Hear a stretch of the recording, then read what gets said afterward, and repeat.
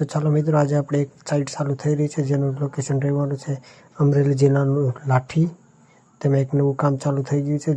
તો ચાલો મિત્રો, આગળનું કામ જોઈએ આગળના વિડીયોમાં. આવા જ વિડીયો જોવા માટે અમારી ચેનલને લાઇક અને સબસ્ક્રાઈબ કરવાનું ન ભૂલશો.